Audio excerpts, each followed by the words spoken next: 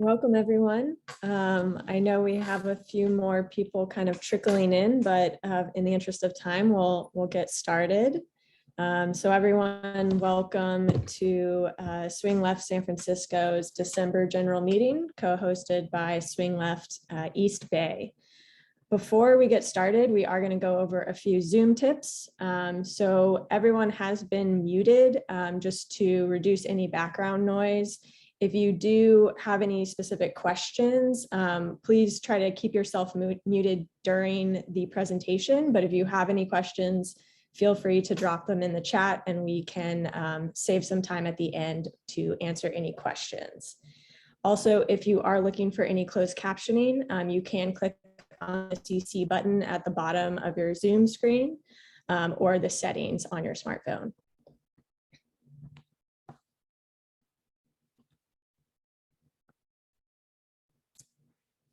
And I know a lot of people have already been putting in on the chat where you're dialing in from, but let us know if you have not. It's very exciting to see so many people represented in San Francisco and the East Bay, but we've also got a ton of people outside. I think the farthest person is from Rhode Island. So welcome everyone who is not in the Bay Area, but also welcome to those that are in the Bay Area.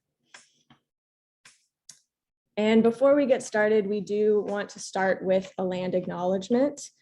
So specifically for San Francisco, we would like to collectively recognize the Ohlone peoples, specifically the Ramaytush tribe, whose ancestral and historic lands in the San Francisco Bay Area we currently occupy. We are specifically the, Lishgen from the East Bay and the Ramaytush Ohlone people, who are the original inhabitants of San Francisco and the East Bay.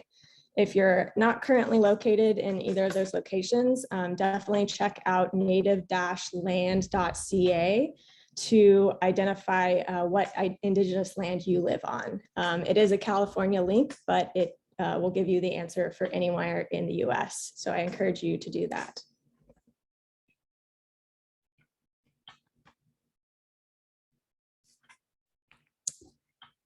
And we also want to welcome any first timers. So if this is your first time at a Swing Left meeting, please let us know in the chat. We're very welcome for you to be here and just excited to get started. We have a very packed agenda and I'm personally very excited about this. I think I say that every meeting, but I mean it because we have amazing guest speakers every time. But, you know, as we move out of 2021 and into a very busy midterms year, this meeting is going to be all about sustaining ourselves for the long haul. So we're very excited to have that conversation, be able to reflect in December as we move into 2021. So in terms of the agenda, I'm going to briefly take everyone into breakout rooms, and then we're going to go over the good news spotlight. So that was a new thing that we added last meeting to really highlight the Democratic wins, because I think, you know, we as Democrats do not always do a good job of patting ourselves on the back for the hard work that we do. We always want to keep pushing and fighting, but let's take a moment to really appreciate what we have accomplished this year. Then we'll talk about the strategy and context for the Swing Left San Francisco, as well as Swing Left East Bay, and then move on to the main event where Reggie Hubbard is going to be taking us through a conversation on sustaining ourselves for the long haul. So very much looking forward to that. Before we do get started, I did mention that we're gonna all break out into breakout rooms. So we always have a opening question at the beginning of our meetings. And this time we are going to ask, what are you already doing to sustain yourself for the long haul? So in a moment, you're gonna be pushed into a breakout room with a few volunteers. Please make sure that you take the time and give yourself about 1 minute to introduce yourself and answer the question so that everyone has a chance to speak. So again, that question is, what are you already doing to sustain yourself for the long haul? Debbie, I think you can start. Okay, well, thank you so much. Welcome back, everyone. I hope you enjoyed chatting with your fellow volunteers. My name's Martha Knudsen, and I'm a coordinator with the Swing Left San Francisco. And tonight we're excited to continue a segment we launched at our October general meeting, which is we call the Good News Spotlight. Often, we as progressives are looking for the next issue to tackle as we continually push to make positive changes in this country. But we do not always do a great job of stopping to appreciate the accomplishments that Democrats have made, noting why and how we succeeded and what that means for us going forward. Tonight is a night of reflection, relaxation, and appreciation. So let's look at what we accomplished together in 2021. At the beginning of 2021, there was the inauguration of a Democrat president and vice president, the miraculous victories in the Georgia Senate races, and during the summer in California, beating back the recall of Governor Newsom. Swing Left San Francisco contributed hundreds of volunteers for phone banks to these efforts. Although we lost our Democratic trifecta in Virginia, we want to highlight what we at Swing Left accomplished there, both nationally and in the Bay Area. Now I want to welcome Debbie Rauscher from Swing Left East Bay, who will talk about Swing Left's work in Virginia. Welcome, Debbie. All right, thank you so much.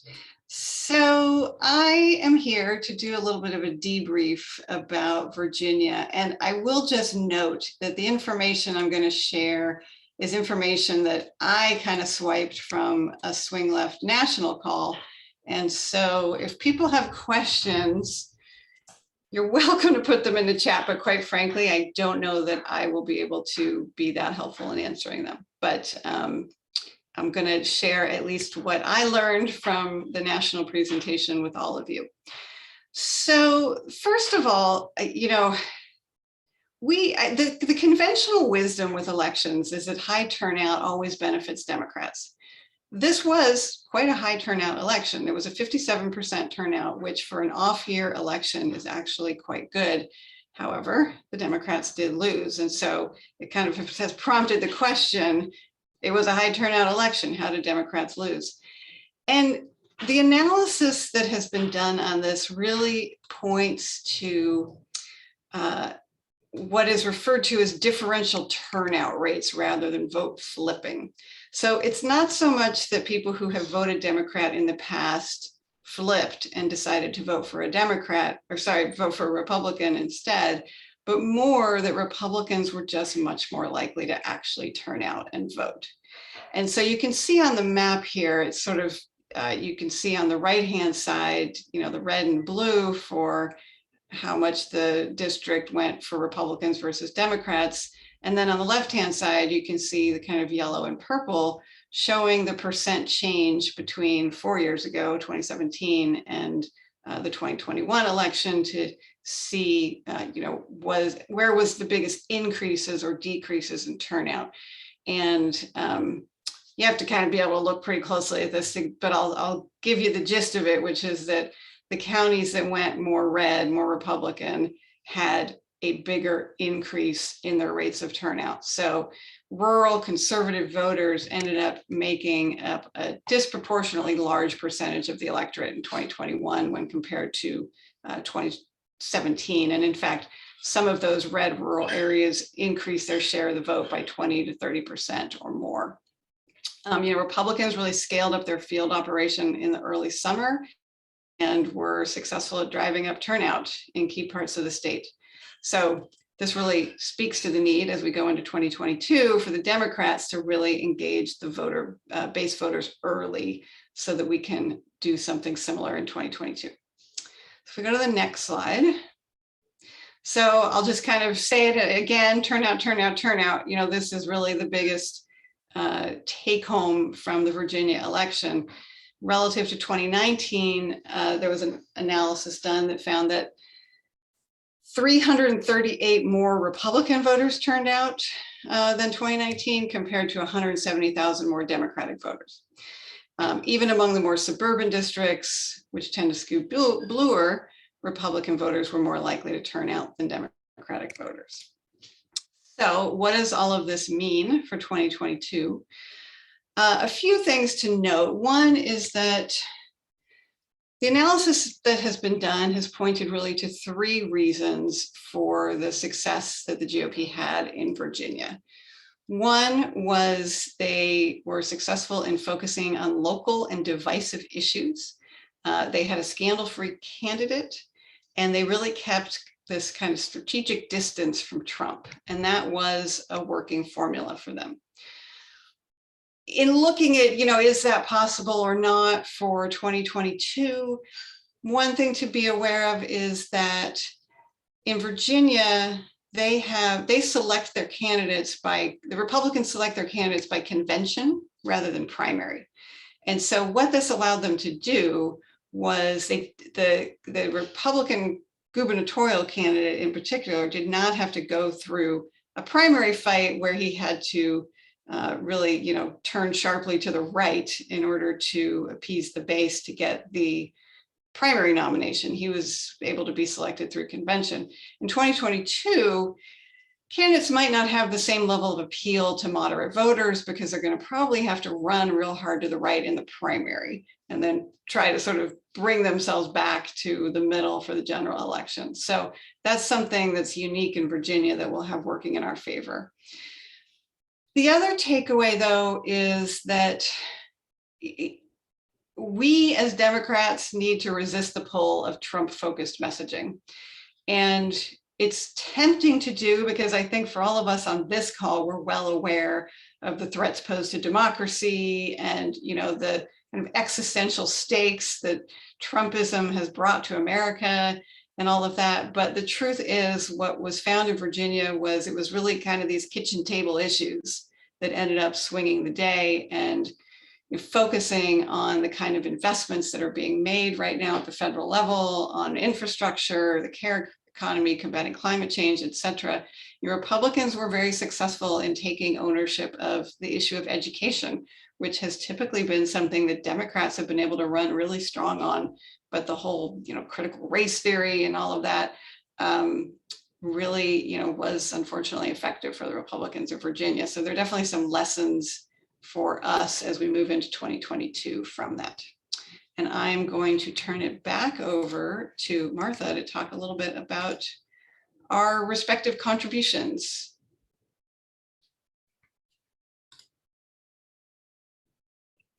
Okay, thanks, Debbie. Actually, although this sounds a little down because of course we lost the trifecta, what we want to do is talk about what you did as a swing left member. We should be very, very proud of the role we played in becoming a key part of the Virginia coordinated campaign. Swing Left had 85 groups in 21 states who sent 1 million letters, 160,000 phone calls, and knocked on 50,000 doors. That's a huge number. We should be very proud of being such a critical part of this campaign.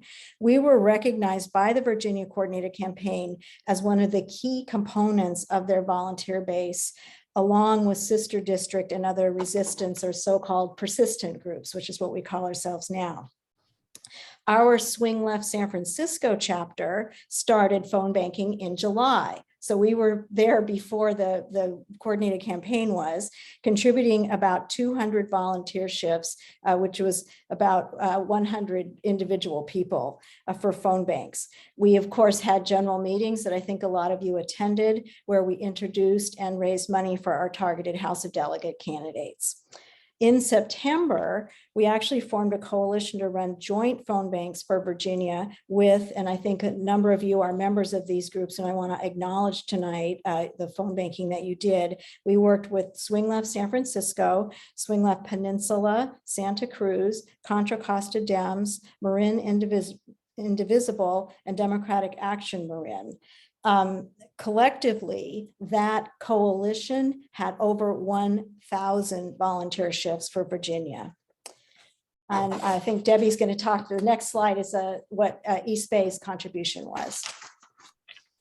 Yeah, thanks. So similarly, Swing Left East Bay had great participation in the Virginia elections. So 125 phone bank shifts completed, over 10,000 letters sent, and we raised over $10,000 for our 2 targeted campaigns. So we were focused on Alex Askew and LaCharisse Aird, and Martha's going to talk more about kind of, the big picture about how close these elections were. But I will say that in both cases, our 2 targeted races, while we did lose, Alex Askew lost by less than 0.5%. You can see the numbers there on your screen, and LaCharisse Aird lost by less than 1%. These were not landslide victories for the Republicans. It did come down to very small margins. I do want to just kind of mention something about the question that was just put in the chat about, what can we do? And we're going to talk about this more as we talk about our strategies. But the good news here that I see with turnout being such an important factor is that the formula that we at Swing Left use is really focused on turnout. That's sort of what we do. So the strategies of canvassing and phone banking and letter writing, these are all turnout strategies. And there are many things that are out of control. We can't control what Biden's approval rating is going to be in November 2022, right? I mean, there's just things that we have no control over, but we do have control over other things. We do have control over how many times we choose to get on the phone or write letters or canvass. And so, I'm somewhat heartened by the fact that turnout is so key, because I do feel like the field campaign is all about turnout. And so we're all in the right place, essentially, to try to make a difference in 2022. And I'm going to turn it back over to Martha. Okay, and here's the chart we developed to really demonstrate how close these elections were. So don't forget, in 2017, the Republicans had 66 of the seats in Virginia House of Delegates. We should be proud that in this election, we held them to 52 seats. Let's look at what we did, though. So if we targeted, just so you remember, Swing Left National targeted 11 House of Delegate races, all in swing districts that were all going to be tough to win. We won 3 of those races and came within 100 votes of the 4th. It went into a recount. And in others, we held each candidate to an average of about 3 votes. Now, don't forget, these are small elections. So the total votes in most of these areas in most of these districts is like 25,000. So the difference between the Republicans and the Democrats, you can see, is very close. So the Republican is red, the Democrat is blue. But please look at the green. The green is the difference. All right, so we lost by very little. And what we're trying to emphasize tonight, of course, is just what Debbie said. It's all about turnout, and our phone banks, letters, and canvassing in these districts made a big difference and made these differences very small. And let's go to slide 15. This is where we have the total votes. So you can see where in each of these districts that we worked in, the total vote was like 41,000, and we only lost by 821. And these are all of the different candidates. And you can see how Askew is so close that it doesn't even show up. It was just less than 100 votes. But please know that when you are doing this work, and sending a letter and making a phone call, and you've gotten one more person to go out and vote, you are making a huge difference in these races. All right, it comes down to very little. And this is what we're going to try to do. Of course, in the midterms, we're going to be targeting swing districts, and our work will continue to make that difference. We feel like we've built a really good infrastructure in Swing Left with all of our chapters, and will hopefully make a difference in the midterms. And Debbie, I think you have the next slide. Yeah. Yeah. So what are the learnings for Swing Left's program? So they were able to do an analysis of election day voting. That was the only place they had actual precinct level data. So that's kind of the big caveat on this particular part of the analysis. We don't have the absentee ballots, which are a substantial portion. But at least looking at election day voting, the races that Swing Left targeted did outperform the top of the ticket. So it does speak to the need to get in touch with voters and support these down ballot campaigns. And, you know, to this point of like our work making a difference, there was a presentation that Vote Forward did a few weeks ago, and they shared that, I hope I'm getting this number right, I think that the impact they found of the letter writing campaigns was like 0.8% on turnout, something like that. And some people look at that and say, well, that's such a tiny number. But then you think about the fact that Alex Askew lost by less than 5%, you know, so it's those things actually do make a big difference. And if I haven't said the word turnout enough times already, I'm going to say it once more. Non-presidential elections in particular are largely about turnout. So had Democrats achieved the same level of relative turnout across the state that occurred in 2017, they would have won the state. So again, you know, while we did do, you know, it was not a landslide victory on the part of Republicans. We didn't get hammered in those races. You know, I think there's a saying that close only counts in horseshoes and hand grenades or something to that effect. You know, we lost. And so we know the formula, we know what we need to do. We need to get out there and knock on doors, make phone calls, send letters, raise money, et cetera, to be able to really make sure that we're successful in 2022.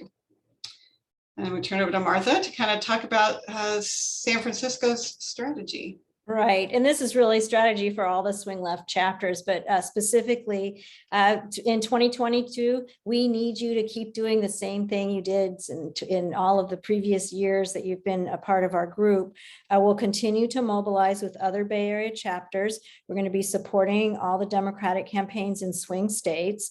Our work will focus on races we can win with our volunteers in California's Central Valley House races and the Senate and House and state legislature in Arizona. We're going to organize volunteers to work effectively through canvassing, letters and postcards, phone banking, and other voter outreach. Please commit to at least one action in 2022 with us. We'll continue to build our infrastructure in 2022 to work for the re-election of the president in 2024 and build Democratic majorities in the state legislature for the next 10 years.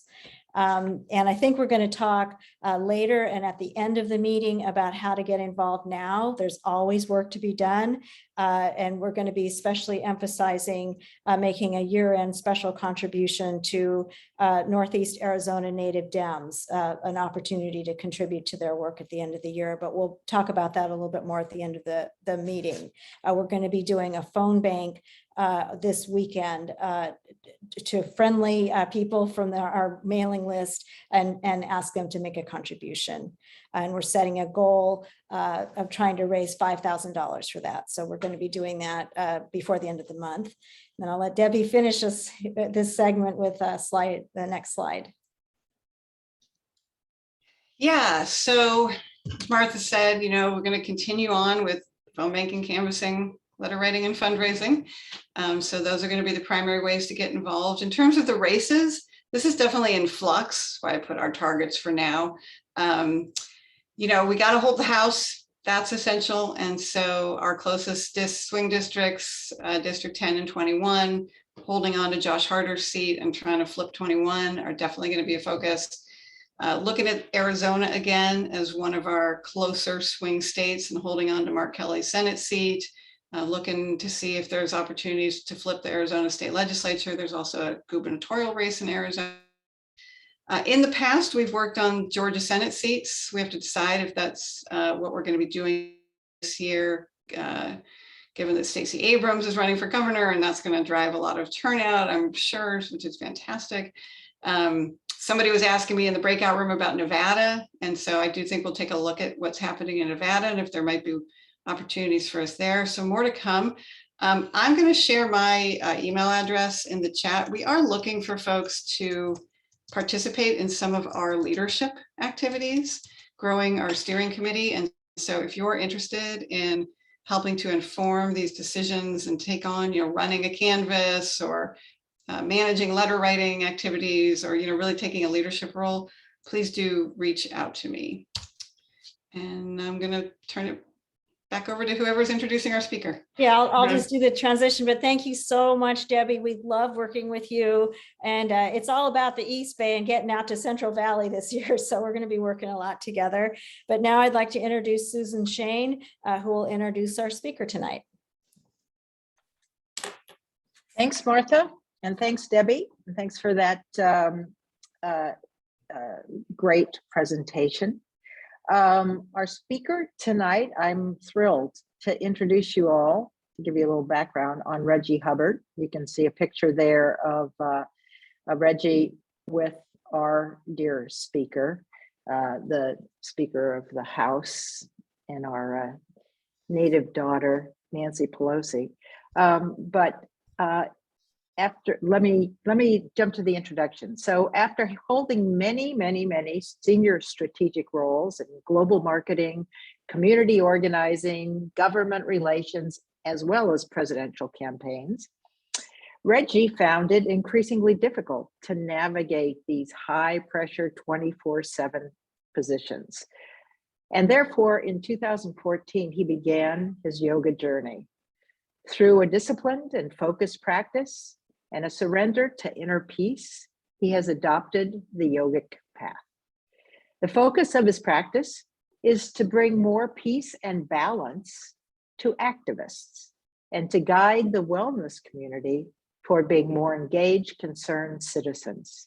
He believes a balance of activism and mindfulness is how we catalyze transformative change. And I would add also sustain the work that we need to sustain. Mm-hmm. The only thing required is an open mind. He's a certified yoga instructor, has taught members of Congress and their staff, led progressive organizations, as well as individuals. And he also advises the yoga communities in the wellness industry on the importance of diversity and inclusion. He's the first in his family to go to college, and he went to Yale with a degree in philosophy, as well as an MBA in international strategy from, I'm going to mangle this, Verlick Business School in Belgium. It's close enough. So, and his philosophy, which he shared earlier, is he wants to bring ideas to action. So please join me in welcoming Reggie. Thanks, Reggie. Susan, thank you for your kind words, and blessings, fam. Like, I'm happy to be in community. What we didn't talk about is that I used to be Move On's Congressional Affairs liaison. So I worked for Move On from 2017 through 2021. And the biggest joy that I had working in Move On was talking to grassroots folks. Like, I would be in like staff meetings and be like, I'm so bored. Like, can I please not talk to my staff members and talk to the people doing the work? Like, I don't want the opinions. I want to know what the people are doing. So it's an honor to be in community with y'all tonight. It reminds me of the work that I used to do and just love so deeply. Like, it was my honor to share dispatches from Capitol Hill to the grassroots and being like, here is what you are doing. Like, I am representing you, and here's what we're doing together. So thank you for that trip down memory lane. And I wouldn't be the old field hand if I didn't also, turnout is, if I didn't offer my analysis on your analysis, right? So turnout is important, but narrative is also important, right? Like, if I'm asking one of y'all to go on a date with me and I'm like, yo, I'm not your ex, you want to kick it?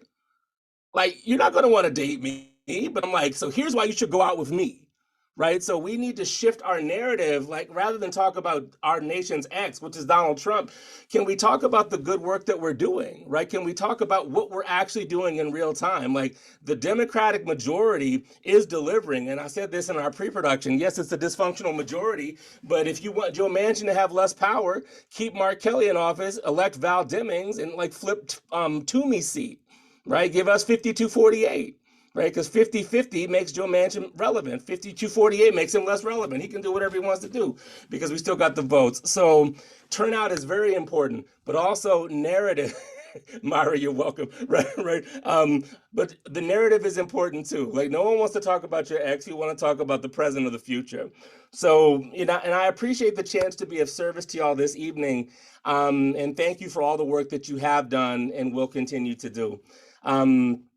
As I've heard often from Speaker Pelosi, you are the VIPs of politics. So the volunteers in politics are the fuel for the grassroots. And before I get into like remarks, some of you are just like, who is this guy? I know how that goes. Like, I actually take it as a badge of honor that you don't know who I am because I'm a child of 90s hip hop and like, the motto for 90s hip hop was bad boys move in silence. Like, if you don't know who I am, then that means I'm a G. You know what I mean? Like, if I walk in and you don't know who I am, but like I know who I am, that's all that really matters. But for those people who are more pictorial, I want to share with you my greatest hits of people that I've been in community with. So the reason that we're talking about wellness, so the first picture is this. So on the left is me at 320 pounds, chain smoking, expensive suit and all this other stuff. But like, is that dude happy?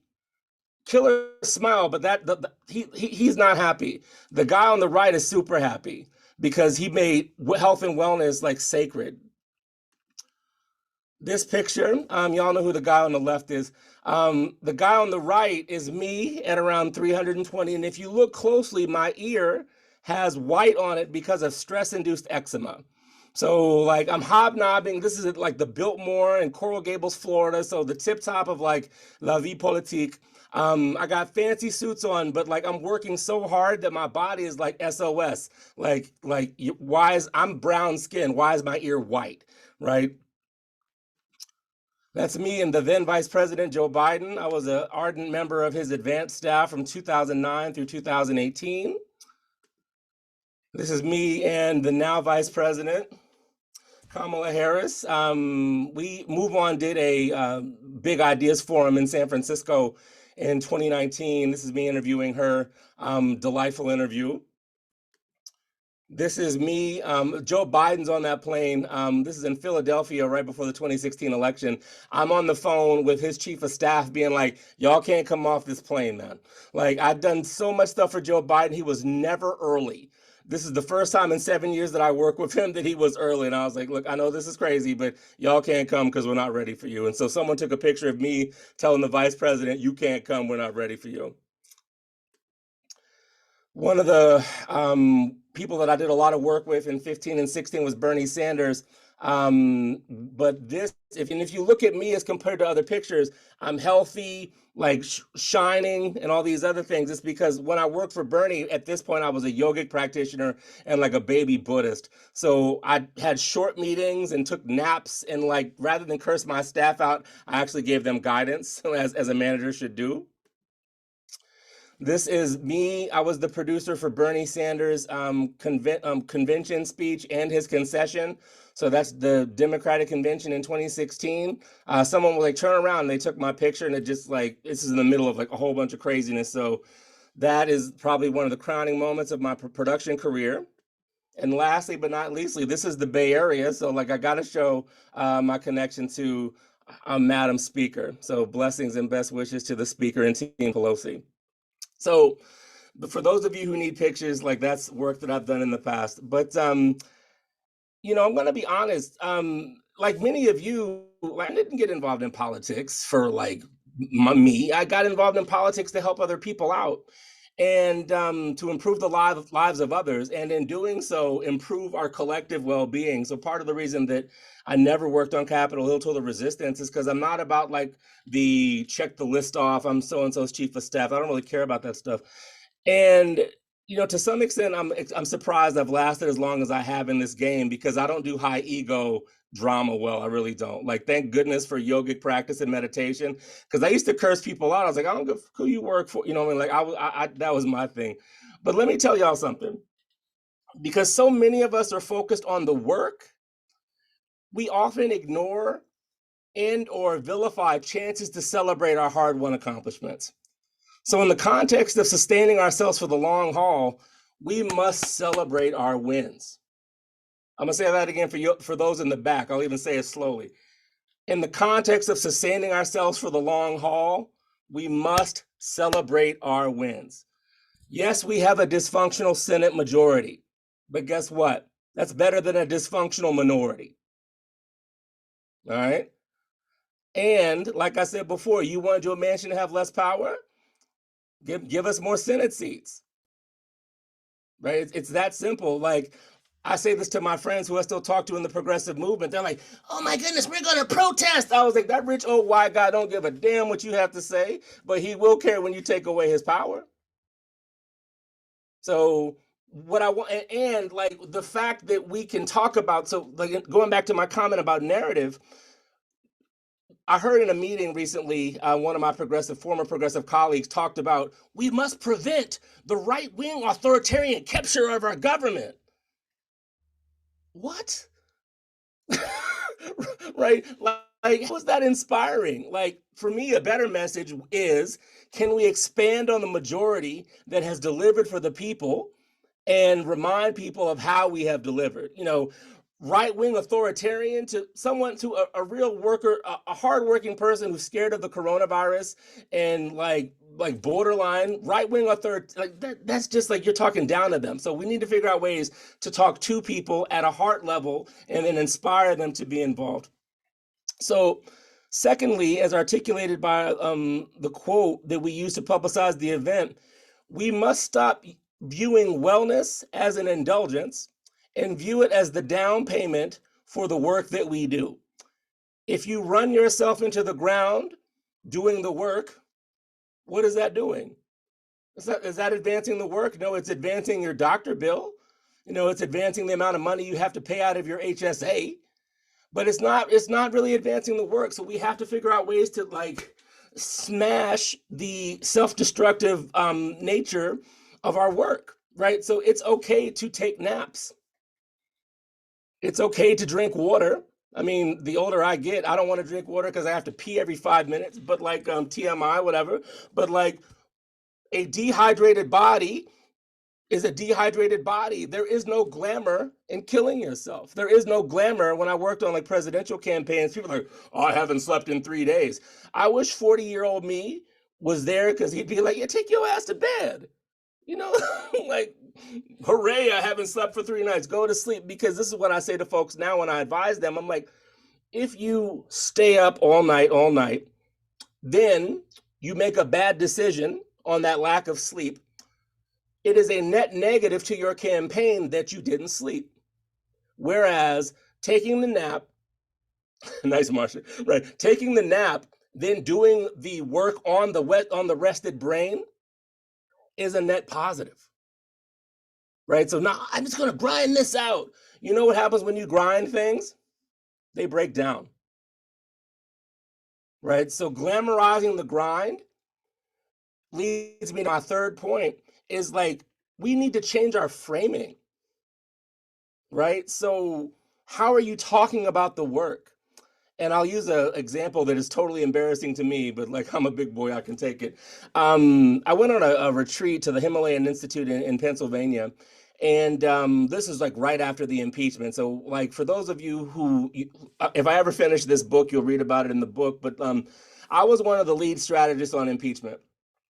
And so like when Rashida Tlaib's like, we're going to go impeach the mother, that was my party. If you ever look at that clip, like, this is my profile. Like, there's a beard out there and a short afro. That's me standing next to Rashida.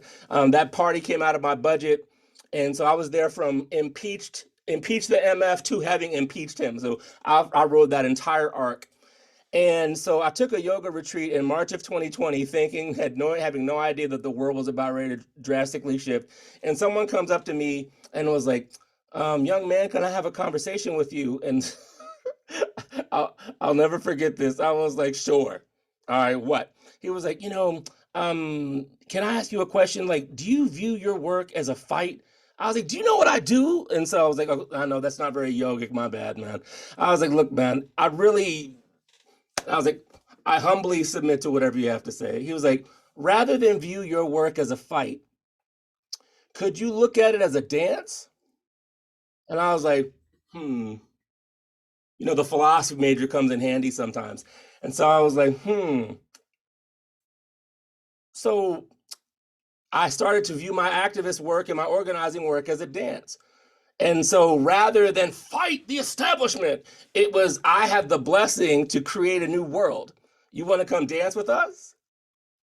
A lot of people are like, and think of it in terms of recruiting, right? So like, if you're like, hey, let's create a new world. You want to get on the phone and help me create this new world? As opposed to, we must, like, what did I say? Prevent right-wing authoritarian. Yo, you can do that your damn self. Like, so can we figure out ways to shift our framing that is fun and not only celebrate the victories that we accomplish, but celebrate while we're doing it? Right? So can we figure out ways to like celebrate the important work, the soul work that we all do? And lastly, before we wind down, and have breakout groups. Yeah, exactly, Natalie. Lead with the values, because values are real. Find joy in the struggle. The reason they call it a beautiful struggle for a reason. You got to find the beauty, or in some of my teaching, I call it defiant joy. I was like, yeah, this is kind of hard work, but I'm gonna have fun anyway. Like you can't take away my joy. Like one of the blessings of being Black and from the South is that like I have the benefit of my ancestors' stories. Like they tried to take our dignity over time, but you can't take my smile. You could create rules that say Blacks can't do this, Blacks can't do that, but you can't take the joy from my heart. And so in the context of the work that we do, they can try and like shift the rules and all these other things, but if we do our work joyfully, joy and hope prevail in the end. They just have to be sustained and maintained. And, yes, the union that we have created isn't perfect, but guess what, grassroots leaders? We, the people, are responsible for building the more perfect union. That's a dance, you know what I mean? So like we get to create a more perfect union and like speak truth to power. And so when they make mistakes, we get to hold them accountable. But when they do great things, we must celebrate them. And like, you didn't do enough. Well, damn it. Then like, if it's kind of like the nagging like mom or the nagging sibling, just like, yo, you're never happy. So why do I even want to work with you, right? So like, we got to create opportunities for celebrating and creating community, accountable community, but that celebrates, that doesn't always point the finger and denigrate, right? So, the last thing I'll say is this. How many nevers have we seen pass away? There'll never be a female speaker. Okay, check. There'll never be a Black president. Gay marriage will never be legal. Right? Like marriage equality will never be right? So the reason that those nevers will never be spoken again is because people had hope in defiance of conventional wisdom, right? So in the context of our current work now, all we have is us. And that's just enough. Because if we have in Buddhist parlance, we talk about dancing with swords. So you can do work to shift society. You can have a fight, but you can be artful with your fight. You can cut through ignorance with a joke, as opposed to you're so this is far less effective than this. You're wrong, or as opposed to, can we join forces and figure out how we make it right? So those are the frames that I'd like to offer. And before we head to breakout rooms, these are the two questions I want you to consider. So in the context of sustaining ourselves for the long haul, what will you do to sustain yourself for the long haul? Yeah, exactly, Marcia. Yes. And what will you do to sustain yourself for the long haul? Maybe it's walk outside in nature. Maybe it's shift your mental framing, because like constantly being in a fight, that's exhausting. But when you're constantly planning a party, you can always find energy for that. And the other thing, my other question for you is, how will you celebrate while doing the work? So what will you do to sustain yourself for the long haul? And how will you celebrate? So rather than like view everything as a fight, how can we create opportunities for joy amidst the beautiful struggle? So with that, I think it's time for some breakout situation. Okay. Welcome back, everybody. Hope you had meaningful conversations and committed to doing some things like Reggie asked us to do. No action is too small. No action is too great. Just take action. Reggie, back to you. Yeah, I said this, so I want to thank you all for allowing me to be here, because it has rekindled the love that I forgot that I had for being in community with grassroots activists, right? Like my favorite part of my job was being in community and sharing stories and helping one another process the enormity of the work that we have to do, right? So like it is a struggle, but like it's a beautiful struggle. And it's only beautiful when you're in community with people who are like committed, but also loving and kind, right? Like we've all been in situations where someone's like, oh my goodness, blah, blah, blah, work, work, work. Yikes, that's not what we're going for here. So I'm interested in hearing what some of the reflections that you had, so some of the commitments, or even, not even commitments per se, but some of the things that you answered in terms of like, how will you celebrate and what will you do to sustain yourself for the long haul? So if you want to put that in the chat, I'd love to read it. And then I'm going to show you all a practice that has been done by Ilhan Omar, Rashida Tlaib, Secretary Deb Holland. They were my first yoga students, right? Like I became a yoga teacher in service to them, which is crazy because like I took all this yoga teacher training during the resistance, or the persistence now, but the resistance then, to not curse out my colleagues, right? Because they were killing me. They were just like, oh my goodness, you need to do this. And I was like, that's not how Capitol Hill works. And I felt like old me coming out, and I was like, you can't curse out your colleagues, man. Where's the compassion? So I was like, so in order for me to be compassionate, I dove into yoga studies and Buddhist teacher training. But would love to hear some of your ideas for sustaining yourself and celebrating. And then I'll show you the practice. And don't be shy. Shyness is overrated. And thank you all for the comments about listening to me all day. I appreciate that.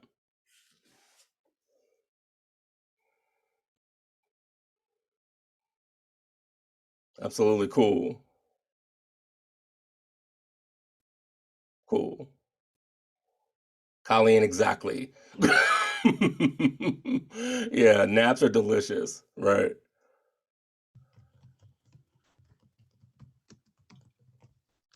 Marcia, what you got? Oh, I have a comedy improv class. Okay. Yes, and there you Nice. I love that. I love that. Yeah, and so the other thing too is I do Zoom yoga, so it's super easy. I'll give you the information on the back end, but if you need like an accountability like yoga class, holler at your boy. I'm here for that. I love that. I love all the shares. Cool. So allow me to share with you the practice that I offered on Capitol Hill with trepidation at first. I was like, oh my God, like, because someone's scheduler called me. They're like, yeah, the member wants to do yoga. I'm like, for real? Oh my God, you weren't supposed to say yes? Holy shit. But like, this sequence is derivative of our lived experience. So I want everyone to either pretend or actually, so you spend hours of the day, like, over the computer like this, right? Does this look healthy? No, right? So first things first, bring the shoulders back and down. And for those of you that want to be a little bit more alluring, maybe you take one shoulder than the other, but either way, shoulders back and down as opposed to like this, because the only thing that should be like this are the undead in the Thriller video from the 80s, right? So like shoulders back and down. Or if you want to get in touch with your inner Aretha or Adele or Beyonce or whoever, but just shoulders back. Notice how the shoulders are like, what is happening? Yeah, we're bringing balance to the body. Now, hands together, fingers together, and make circles with the wrist. If you notice your wrist popping, that's synovial fluid texting you, literally being like, yo, thanks for remembering that I can go in 360 degrees, as opposed to like this. The only person that should be like this is who, Susan? Steph, right? The only person should be like this is Steph, not us, right? Switch the directions, please. And let's have some fun with this now. So maybe you make some waves. We're putting the shoulders in, we're putting the fingers on, getting the wrists involved. And so maybe play around with this. Again, yoga doesn't have to be serious either. You can have fun while you take care of the body. Now, everyone did their A+ way, so everyone do the way that makes you feel like, am I really even coordinated? So like, go the way that may offer you a bit of humility. Now, hands at heart center, press hands out. Inhale, arms overhead. Exhale, down. 3 more. Inhale, up. Exhale, down. 2. Inhale, up and down. 1. Inhale, up. Release the fingers. Have the fingers come down as if purple rain were descending on you. You see my Prince pillow over here. Now take those magic fingers and massage your beautiful face. Eyes, top of the head, ears, jaw. Relieving stress in the face that comes from overly analyzing data, perhaps. Or squinting when you need to go to the eye doctor, perhaps. That's me. 10 seconds of letting those magic fingers roam all over your beautiful face and head, relieving stress that is pent up. 5, 4, 3, 2, and 1. Allow the body to settle. Shoulders back and down and pause. Notice what you notice. 2 more things in this sequence. Chin to chest, because we haven't done anything with the neck. The neck's like, I know. Slowly take right ear to right shoulder.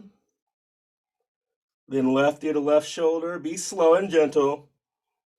From side to side a couple times.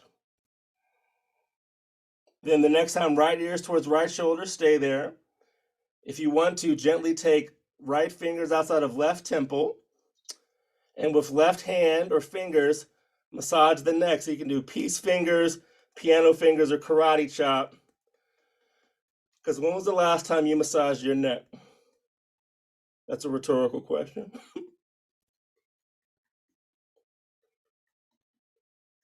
Three clearing breaths, in through the nose, full exhale out the mouth. Inhale, full exhale. Last in, full exhale. Chin to center, left ear to left shoulder, light pressure on right temple with left fingers, then with right hand, peace fingers. You know what to do.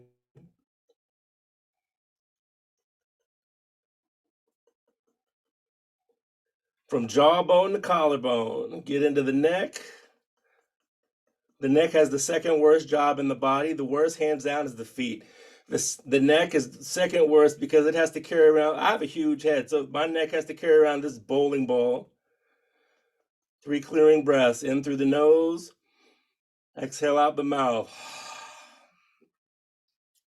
Inhale, exhale. Last inhale, exhale. Chin to center, shoulders back and down. One more thing.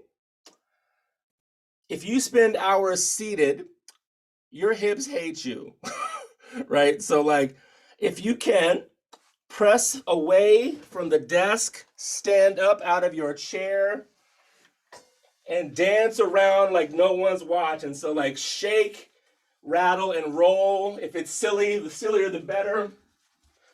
But just get into the body for 10 seconds. I don't care what it looks like. I just want it to feel good. You can do some side bends. And said, yes, members of Congress did this. 5, 4, 3, 2, 1. Return to the seat, please. Let's pause for 30 seconds. Put all of it together, shoulders back and down. Take the chin back, head level. Deep breath. Notice how you feel. That was like 6.5 minutes tops. If you don't have 6.5 minutes to feel this good, I can't help you. 3 clearing breaths, and I bow before you and will humbly take your questions. Inhale through the nose. Full exhale out the mouth. Inhale hope. Exhale skepticism. Inhale what you dream for. Exhale what you fear. With that, I bow before you and humbly receive whatever questions you have. That's a basic practice that anybody can do. And if you feel even a little bit better, tell me how you feel in the chat.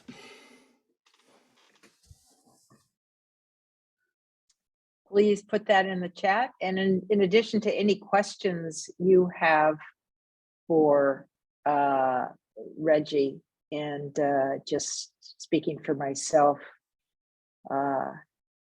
it's easy to forget what 6 minutes can do. Right. It's easy to forget what conscious breathing can do. Right. And it doesn't take that long. So thank you. Thank you. Absolutely. Questions? We can just pop them in the chat. Here's one. Any wisdom on staying in with joy, with incessant, annoying self-criticism or overthinking habit? I mean, I relate. I mean, you can't be an existential philosophy major in brown skin and not like have a critical habit. Well, I would say start basic, right? So if you are healthy and able-bodied, celebrate that. If you see a sun, well, y'all live on the West Coast, those sunsets y'all have, oh my God, right? Especially like over like in the East Bay, like I spent some time in Monterey and Berkeley, like those sunsets y'all have, whew, right? So if you can't celebrate something that for you, celebrate something that you can see externally, right? Because when you look outside of yourself, like if you're looking at the sunset, there's no critique there. You're just like, whoa, right? So maybe start outside and then like celebrate those things and then work up to like, well, if that's beautiful, maybe this, like, so just start small with something outside of you to get outside of your head, right? So that's what I would say, like from a basic perspective. That's great. Would you talk about, Debbie asked this, would you talk about celebrating, how you find paths for celebration, for embracing joy during these pandemic times that seem to be going on Right. for a long time? Right. Yeah, Julie, that's exactly right. So like getting outside of yourself, realizing that you're part of the collective is what I was going for there. So pandemic joy.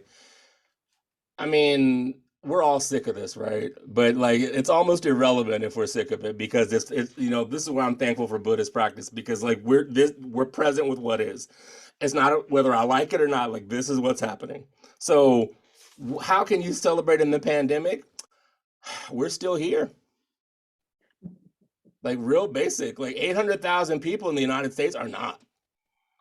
Right. So like that's like that gives me cause for like hallelujah hands, right? You know what I mean? So like that's one thing. And the other thing too is that if we can't hold space for both joy and pain, then there's no balance, right? So one of the songs that I've used to teach about this is like if you're an old school R&B fan, "Joy and Pain" by Maze and Frankie Beverly. You need both, right? So we've had plenty of pain, but if you don't have joy, you won't find balance. And so even finding joy, a little bit of joy, helps balance out the pain, and it'll give you a different perspective. So maybe you start, like I said, it's the sunrise or your health, or when I hear kids giggle, like that is like that automatically makes me, or like I teach a lot on Zoom. Today I was teaching a yoga class and someone's cat jumped on the computer and started sharing her screen. Luckily she didn't have something super embarrassing, but like, you know, the cat jumped and she's like, "Oh, I'm so sorry." I was like, "I'm just happy that my yoga teaching allowed your cat to want to explore." Right. So, you know, we made jokes about it. Right. So it just kind of diffused the self-critique and just give a little bit of space for levity, because I'll close by saying this: in times that are so serious, silliness is sacred. Everyone's so serious. So like being the ability to be silly. I mean, how do you think the court jester had a job in the Dark Ages? Right? So that's what I'll offer. I love that. As someone who embraces silly, Right. thanks for validating that. It's not always validated. But I have one more question for you, which is Sure. Susan, I'm here for you all day for that. It is very specific to what we're doing, and as I think a very interesting question to ask, and see if you have any thoughts on it. So as we canvas, so we're going to get back to canvassing probably, maybe with masks and whatever, and we to help out. And we're out the door and someone answers the door. Can you speak to postures that may express optimism and the desire to connect? So one of the jobs I had, which was a challenge, but it was actually a great job, is that I was a body person for someone who ran for governor. And he had the worst smile on planet Earth. And so I had to teach him how to smile. And y'all, I didn't teach him to smile here. I was like, "Smile with your eyes." He was like, "What?" I was like, so look at my, I mean, so if you learn how to smile with your eyes, first of all, and secondly, so posture, like open, alert, and soft, like this, like that energy emits. So whatever energy that you sit with is what vibrates, right? So if you're nervous, people are going to feel that. If you're pissed, people are going to feel that. A quick story is that like one of my bosses was super racist to me like 20 years ago. I was so angry. They asked me to go home because my anger basically like infiltrated the entire like office, like a two-story building. They're like, "What's the matter?" "Oh, Reggie's pissed." Right? So like open-heartedness, like relaxed shoulders, and learning how to like have a soft face and kind or smiling eyes is a way for people to receive you. Right? So like having like not a benign face, but like a kind face. Like, or if you've ever seen the Dalai Lama speak, he talks a lot about just like joy, like joyful face. Right? So like being kind here and here, the body will assume that energy. That's great. Well, this is fabulous, and people are in the chat, as you can also see that they're looking to how to join your yoga group, and which is fabulous. And I also want to share with people. Well, first, thank you so much, Reggie. This has been fantastic, and I think even for longtime yoga practitioners, it's really important to be reminded of its the need to do it, that the impact it has, especially in the environment that we're in as Yeah. activists. And I want to share with all of you the fact that Reggie is on this journey on his own. He has his own yoga practice, and we at Swing Left felt it was important to support him. So the Swing Left San Francisco has contributed to his work. We will also put in the chat ways that you too can contribute to Reggie.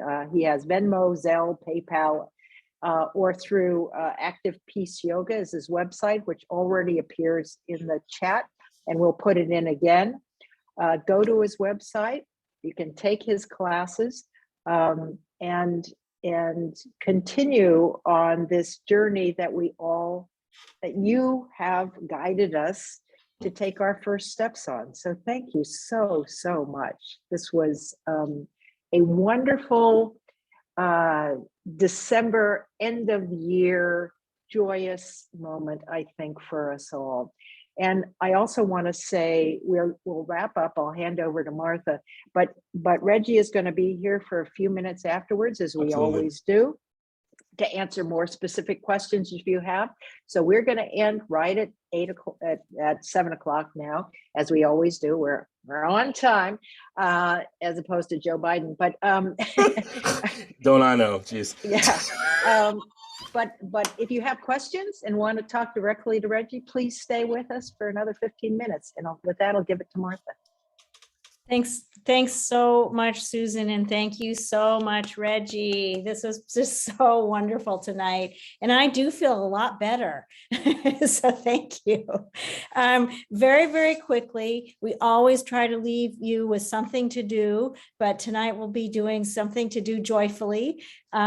If you would like to get involved before the end of the year, what we're doing is what we're calling a friend bank. And a friend bank means you're calling people that you know. These will be Swing Left members, and we're trying to get them to make a year-end contribution to a group that we have worked in association with and will continue to, the Northeast Arizona Native Dems.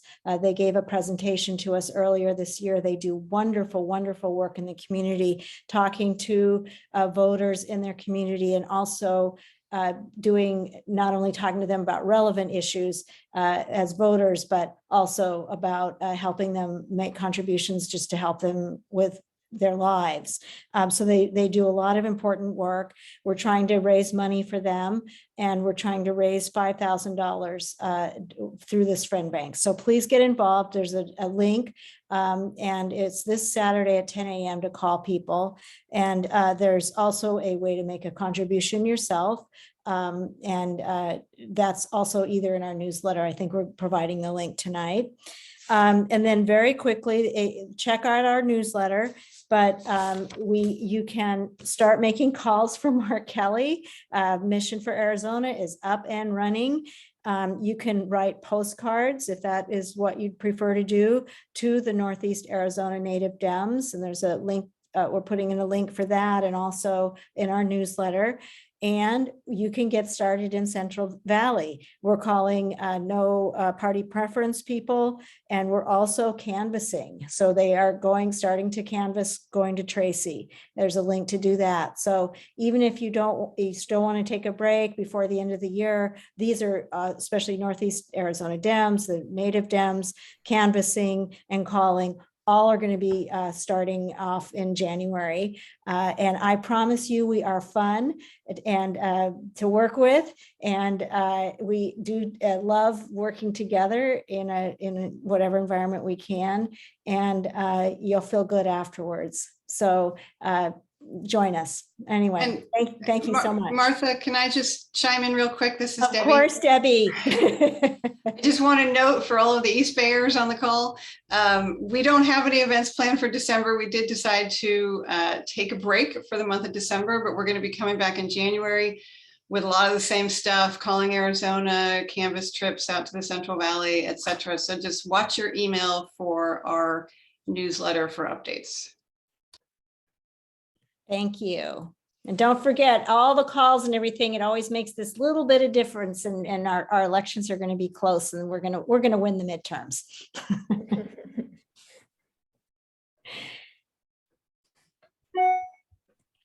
Well, that concludes our formal meeting. Thank you, everyone. And yeah, stick around if you want to chat.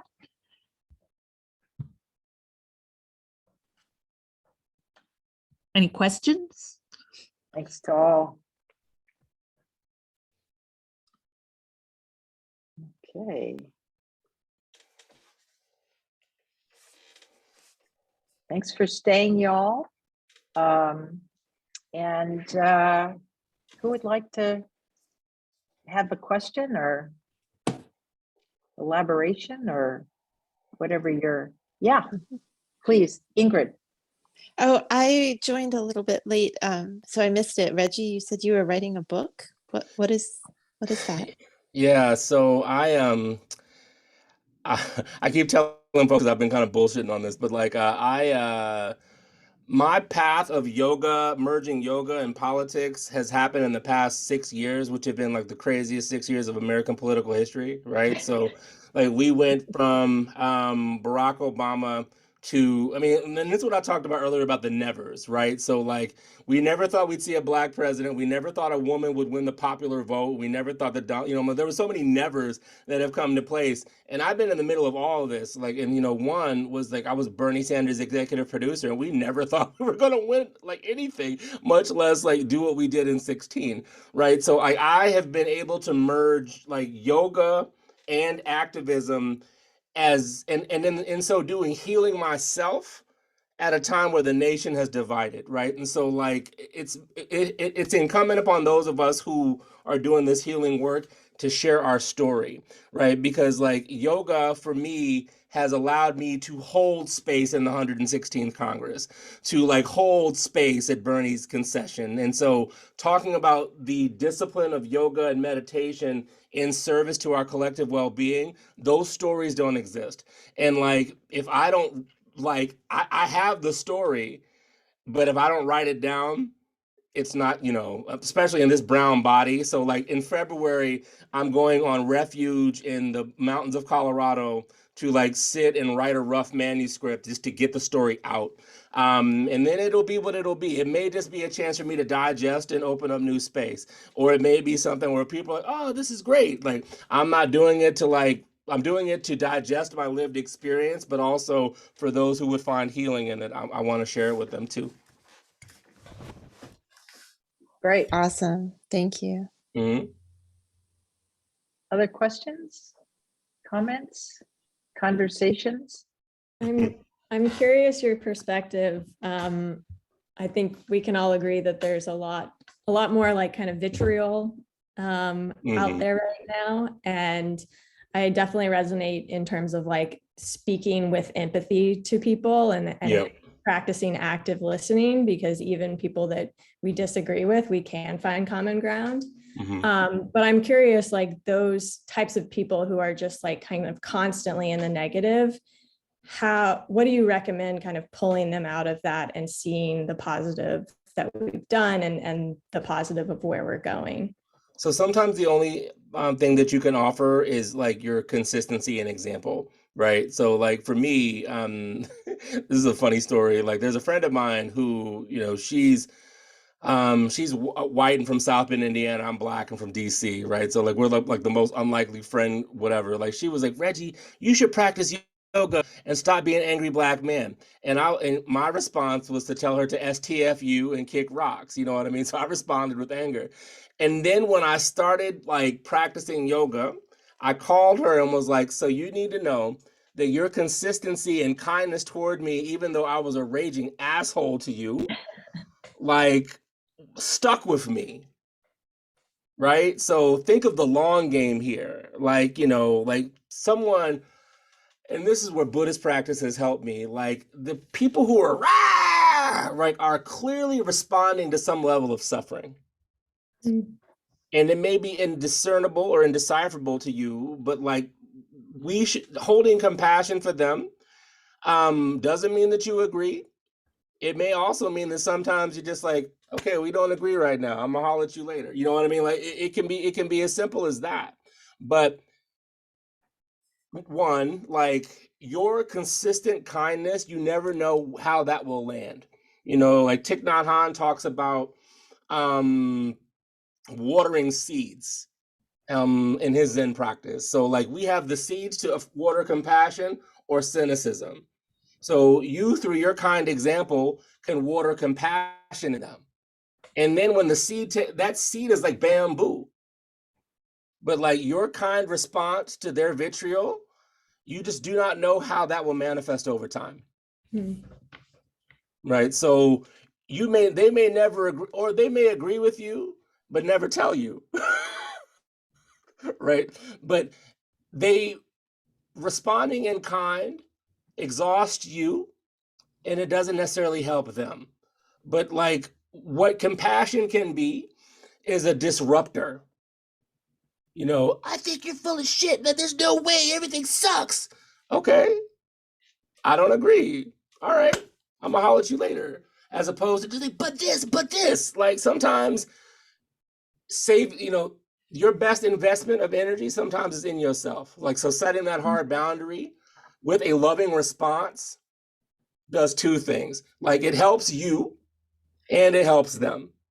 Right. And you just know, I fervently believe, and I've seen this, setting loving boundaries gives you a chance to heal. And then when you heal, it creates space for others to heal. Like there's no way that I would be able to say, yeah, I taught all these members if I didn't like set boundaries and do my own work. So that's what I was like. So like you may never convince them, but you may convince them, but just think of it as a long game. Right. And the other thing I forgot to mention in the context of all of our work is that we're all stewards. None of us own any of this stuff.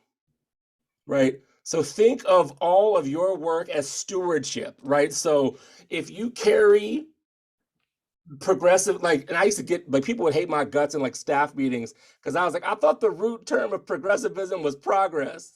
like how the hell is this making progress? Like this is some either regressive or stuck in the same place shit. Like, help me understand. So like sometimes progress means like taking a little bit and then marinating, as opposed to this doesn't go far enough. Well, shit, true, but you got to take what you can get, and then with what you got, work with that. So that's what I would say too. Is it like there? And this is why I'm thinking about. Please pray for me. I'm thinking about like diving back into like the mess in Washington D.C. because like the left in Washington, the national groups have lost their MF mind. They really have. Like because they are like, we need to do this. I was like, we won. And you're talking about like, please, can you do your work to release the trauma of the Trump era? Otherwise, no one's going to want to come kick it with you. Right. So showing the example of kindness, kind boundaries, and loving speech gives you energy, saves you energy, and you just never know how it's going to impact them. Yeah. Wise words, Reggie. Elizabeth. I think this is probably the last one, or maybe one more. Elizabeth, go ahead. Thank you so much, Reggie. It's so inspiring.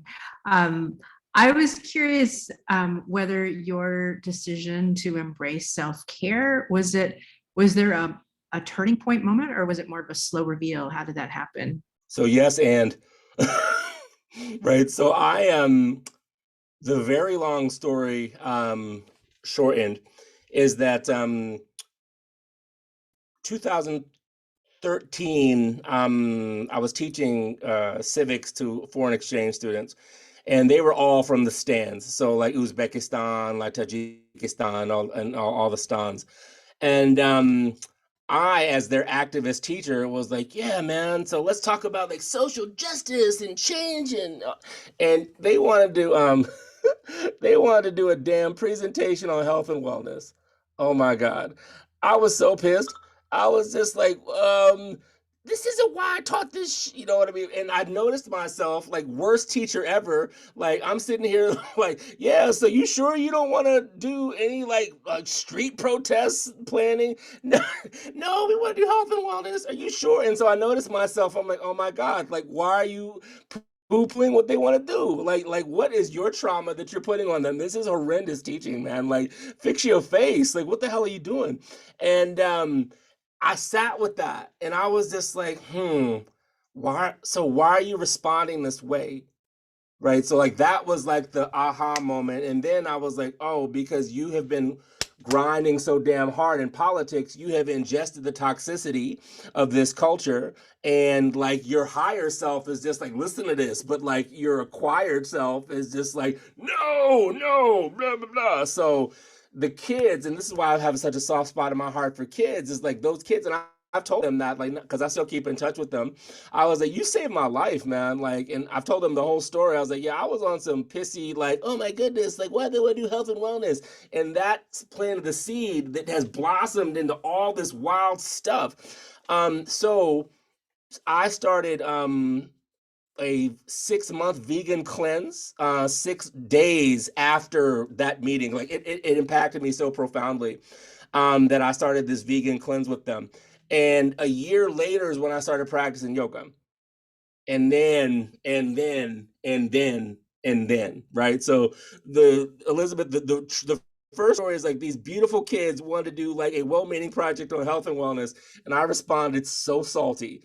And then I was just like, okay, Mr. Awareness, like what the hell is this? These kids want to be kind-hearted and like offer like healthy living, and you're like, no. So like that's the honest truth, and very humbling, but like that's how I got started. Oopsie, great story. Anybody else? We have a couple more minutes. Anybody have a short follow-up or, a follow-up? Just maybe if we have a minute, I Yeah. just want to say thank you. You're the first time I've ever seen this blend. So I do yoga and Tai Chi and stuff, and always think of it as sort of another part of my life, even though I know it really helps my political life. So thank you, because I feel like you're now a role model of just a model for this, the blend. And I love that I'd love to talk to you about politics and get down, and like I can tell you're that way, and I love talking about politics that way. So I love that you are that way, but you've managed to combine the really important parts of yoga and Buddhism, all those things that are so profound and so helpful. So thank you I just really appreciate this tonight. And I think, many people did tonight. We're very like-minded that way. So No, I appreciate that. No, I Yeah. appreciate that. And I'll offer Yeah. a quick comment in that it has to be this way, right? Because like the separate, so you probably know this, like yoga means union. Mhm. Like it is designed to bring things together.